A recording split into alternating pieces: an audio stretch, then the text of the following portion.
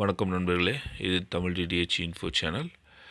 இன்றைக்கி இந்த வீடியோவில் பார்த்திங்கன்னா சாலிடு கம்பெனியினுடைய 6 ஃபீட் 6 அடி டிஷ்ஷு வந்து நம்ம அன்பாக்சிங் பண்ணி எப்படி ஒன் பை ஒன்னாக இன்ஸ்டால் பண்ணியிருக்கோம் அப்படின்றத தான் பார்க்க போகிறோம். இது பார்த்திங்க அப்படின்னா சேலம் மாவட்டம் ராசிபுரத்தில் ஒரு கஸ்டமர் வீட்டில் பண்ணி கொடுத்தோம் நேற்று. ஸோ அதை பற்றி தான் இன்றைக்கி நம்ம அந்த வீடியோவில் ஃபுல்லாக பார்க்க போகிறோம். வாங்க இன்ஸ்டால் பண்ணி எப்படி இதில் கலைஞர் சிக்னல் எவ்வளவுக்கு நம்ம எடுத்திருக்கோம் அப்படின்றதையும் பார்க்கலாம்.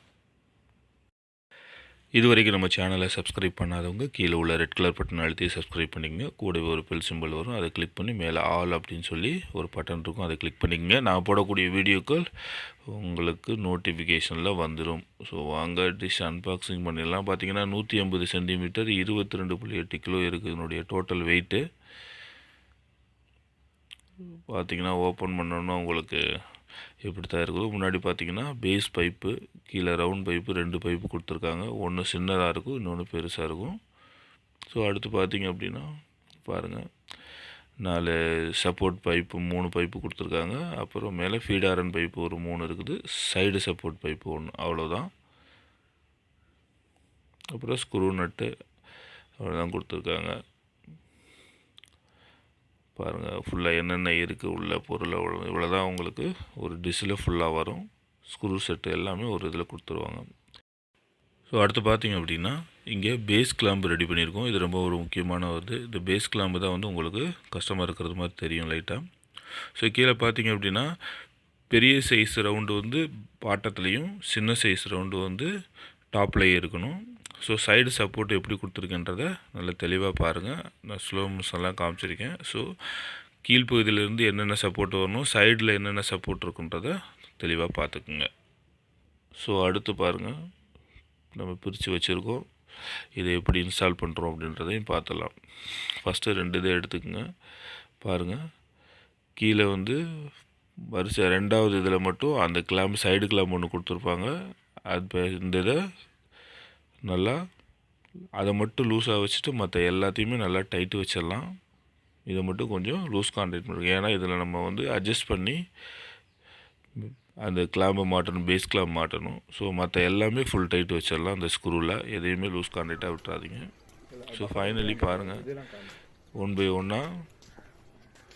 ஏன்னா பேக் சைடில் வச்சு நம்ம அசம்பிள் பண்ணும்போது ரொம்ப கவனமாக இருக்கணும். நீங்கள் டிஷ்ஷு மேலே நறுக்குன்னு கையை வச்சு வேகமாக அழுத்திட்டிங்க அப்படின்னா டிஷ்ஷு வளையிறதுக்கு சான்சஸ் இருக்குது. ஸோ அதனால் ரொம்ப கவனமாக பண்ணணும். இந்த பாருங்கள், இந்த சைடு கிளாம்பு ஃபுல்லாக வந்து பாருங்கள், 2வது ஹோலில் இது கரெக்டாக மாட்டியிருக்கணும்.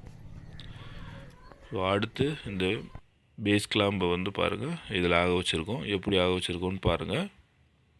ஸோ இது ரொம்ப முக்கியமான ஒரு விஷயம். பேஸ் கிளாம்பு மேலே ஆக வைக்கும் போது ஃபுல் ஃபோர்ஸில் அமைக்கிடக்கூடாது.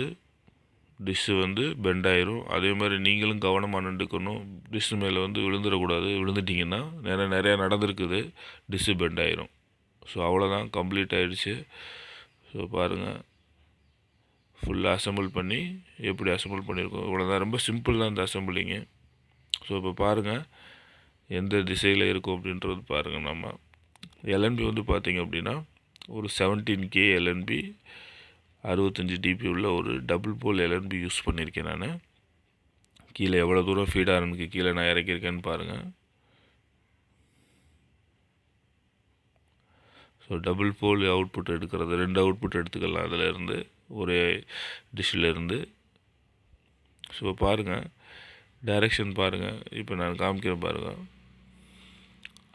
அங்கே காமிக்கிறேன் பார்த்தீங்களா, அந்த dish sun direct position. So sun direct பொசிஷனுக்கும் இப்போ நம்ம வச்சுருக்கிற 66 டிகிரிக்கும் எவ்வளோ டிஃப்ரென்ஸ் இருக்குதுன்னு பார்த்துக்குங்க. எந்த பக்கம் டைரெக்ஷன் திருப்பி இருக்கணும். இதுதான் நம்ம கலைஞர் ட்ராக்கிங் பண்ணியிருக்கோம். இப்போ கலைஞர் ட்ராக்கிங்க்கும் பாருங்கள், எல்என்பி பொசிஷனை எப்படி திருப்பி வச்சுருக்கேன் அப்படின்றதையும் பார்த்துக்குங்க.